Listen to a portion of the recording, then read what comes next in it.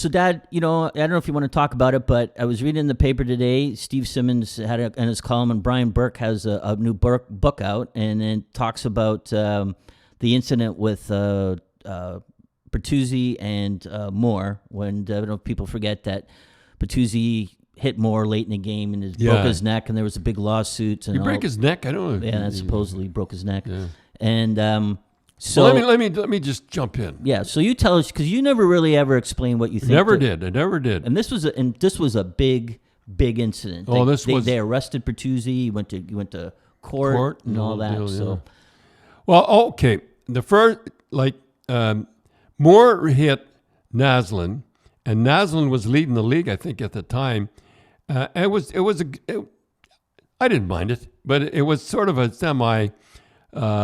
Not a cheap shot, but he really corked him. Gave him a concussion. He missed a bunch of games. Yeah.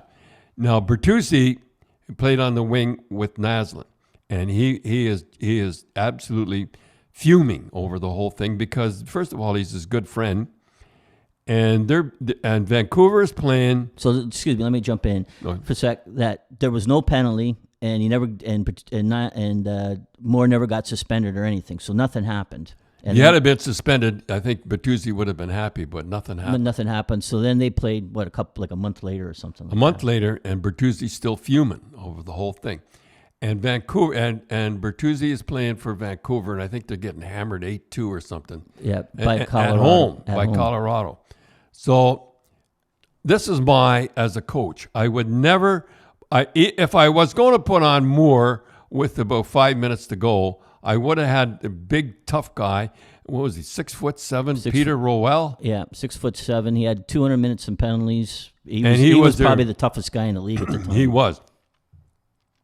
So, first of all, as a coach, I would never put Moore back on, and especially when Bertuzzi is on the ice.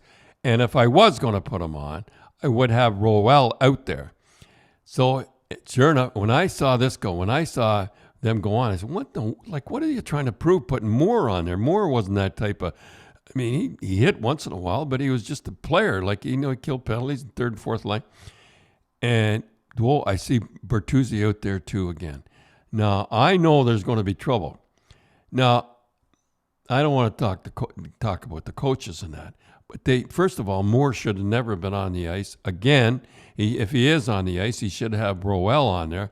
And if I did want to put Bertuzzi, if Bertuzzi's going to go on, I know I'm going to lose him because he's going to go after Moore. And that's exactly what happened. And if people remember, it was. So you think if Peter Rowell was on the ice, you wouldn't have went over to Bertuzzi? Never. Peter Rowell had to be on there. First of all, Bertuzzi chased Moore around the ice. Yeah. And he would have stepped in. And the mistake was made, in my impression, is Rowell had to been on the ice. If you had to put Moore on the ice, you have to. I wouldn't have, but if he had been on the ice, Rowell should have been on too. When you were coaching, you had Stan Jonathan and Terry, Terry had a temper, and you had John Wensink. Al Secord, Cash, who had a temper, Schmatz, who had a temper. Yeah. Did you ever keep those guys off the ice because you knew that they were going to get in trouble, if something was going to happen? I'm trying to think. No, no, because I did. You had to be careful. If they ever thought that you were playing games with them, I just rolled the lines. And if somebody was out there, I knew. One thing that drove me nuts was retaliatory penalties. Never mind, they got 5-minute majors. We take the 5-minute majors, but retaliatory minutes. No, I just rolled the lines and let them go. And boy. And we never embarrassed the other club. Yeah, I'm trying to think. The only time, I remember Terry getting. I knew. Excuse me. There was once I got to tell a story about Terry. What was that guy's name? The big guy for Filipov. Filipov, yeah.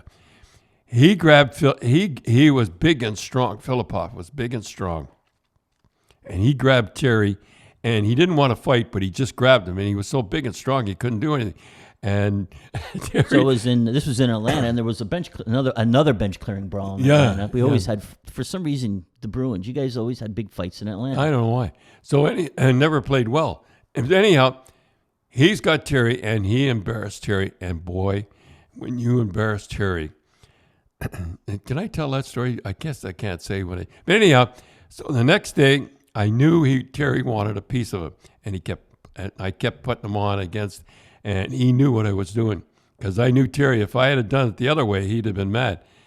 And and Filipov got the puck. I can still, as God is my judge, I can still see it now. He cut along our blue line, cut to the inside, and Terry's coming back the other side. And he hit him, and I thought, and Filipov was on the ice convulsing, like jump, like his body is like, and I thought he was going to die. So Terry's standing at the end, leaning on a stick. And I go down, and I think Terry is really concerned because he's looking at him, and that guy's flopping around and everything. And so I go down, and then I said, "Geez, Terry, don't worry about a thing. I think he's going to be all right." And Terry's very quiet. He's a very quiet guy when he's not mad. He gets, he does stained glass windows and stuff like that. And he says, "Oh, Grapes," he says, "I'm not worried. I don't give up if he dies." I never forgot that one. So he was the only guy that I ever, and Filipov, he was okay. He come on. I don't think he finished the game, but Terry, boy, he was the not bad guy to cross. And I don't believe, get back to our story again, and I know Brian got ripped in the paper pretty good for giving it to Moore because he didn't think he was hurt, but I honestly believe nothing would have happened if Peter Rowell had been on the ice with Moore. So, Dad, we want to say hello to our other sponsor, Spreads.ca. They're our First Nations online casino and sportsbook, and they're tailored to the Canadian business, which means you can, when you put deposit, it's Canadian money, which is good. Sign up now and enter their promo GRAPES, and they'll match your deposit 100%. Up to $500. Terms and conditions apply. So if you put $50 in, they'll give you $50. Well, and you get 15 spins, and you can win a cool $1 million if you win. I must talk about Ronnie Delorme and a few other guys, and Stan Jonathan and everything. Yeah, they're good native boys. And then your first sports bet, you get $25. So I won last night because they took Tampa over Houston, and I thought there was no way the Astros were going to beat Tampa 4 straight.